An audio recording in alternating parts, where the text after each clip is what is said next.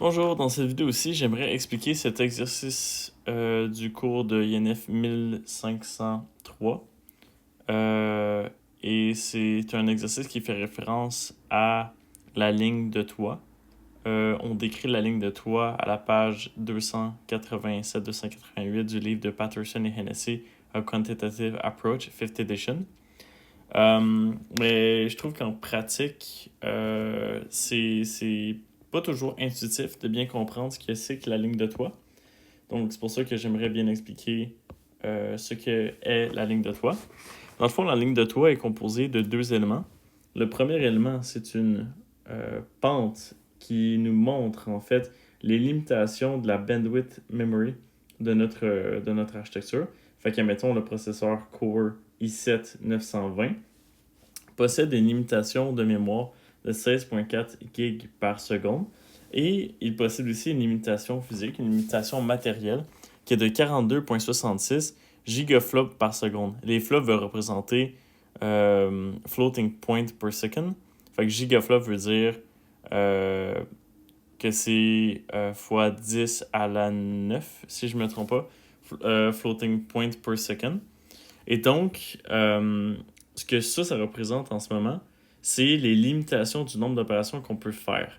Donc, ça ici, c'est la ligne qui représente le nombre d'opérations mémoire, en fait, les limitations mémoire. Et ça représente en fait le nombre d'opérations qu'on peut faire. Donc là, les questions de réflexion qu'on peut se demander, c'est euh, pourquoi, par exemple, je pourrais pas être ici. Qu'est-ce que ça veut représenter si je suis ici? En fait, ce cas-là va jamais pouvoir arriver parce qu'on est limité par la bande, par la memory bandwidth.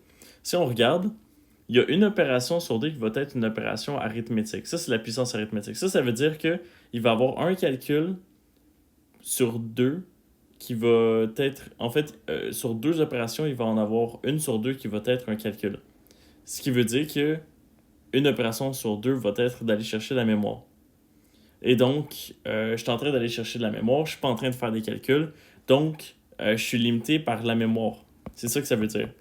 Inversement, si je réduis par exemple la puissance arithmétique, puis que maintenant je dois aller chercher trois fois de la mémoire, ça me laisse peu de temps pour aller faire des calculs, donc ça réduit le nombre d'opérations flottantes que je peux retourner. C'est pour ça que, dépendant de où est-ce qu'on est sur la pente, plus que j'augmente la puissance arithmétique, le moins que j'ai besoin d'avoir accès à la mémoire, le plus que je peux te renvoyer de l'information. Mais à un certain point, même si j'ai pas besoin d'utiliser tant la mémoire que ça, il y a une certaine limite par rapport au débit d'opérations flottantes que je peux te retourner. Puis ça, c'est la ligne qui est ici. Donc, c'est possible par contre de voir que on a, on a des logiciels en fait qui vont pas nécessairement être sur la ligne de toi, qui vont être par exemple ici. Qu'est-ce que ça veut dire ça ici? Ben, comme on peut le voir ici sur l'illustration, ça veut dire qu'on a une puissance arithmétique de 8. Ça veut dire qu'on va devoir faire 8 calculs pour chaque opération qu'on va devoir aller chercher de la mémoire. Et donc, ce que ça veut dire, c'est qu'on est en train de faire 8 fois plus de calculs qu'on est en train de faire d'accès à la mémoire. Mais là, comme on peut voir, pourquoi est-ce qu'on n'est pas ici en ce moment? Un petit bug de mon iPad ici. Pourquoi est-ce qu'on n'est pas situé ici? Pourquoi est-ce que je suis rendu ici en ce moment? Et ça veut dire que c'est probablement que le logiciel n'utilise pas pleinement la mémoire. Si j'ai une carte graphique en ce moment, mais que dans mon logiciel, je décide de faire juste la moitié de l'utilisation de toute la puissance que j'ai, ou que je décide de faire, par exemple, admettons, l'utilisation du trois quarts de la puissance, ce qui est possible si on utilise mal le hardware qui est à notre disposition, ça veut dire qu'on a toute cette surface-là en ce moment qui n'est pas utilisée, puis ça peut réduire nos performances. C'est pour ça qu'ici, on est censé avoir notre pic à 42,66 gigaflops par seconde, mais à la place, on se retrouve avec 16 gigaflops par seconde. Fait que c'est une différence qui est comme presque 3 fois plus faible que ce qu'on est censé d'obtenir, par exemple, dans cette situation-ci. Puis ça veut juste dire qu'on utilise mal la puissance qu'on a. Donc maintenant, complétons l'exercice. Ça, c'est juste pour introduire ce qu'est la ligne de toit. Maintenant, ce que l'exercice dit, c'est soit les modèles de ligne de toit d'un i7-920 d'un GPU GTX 280, les figures sur la figure du haut correspondent à la performance en double précision de ces architectures, celle du bas en simple précision.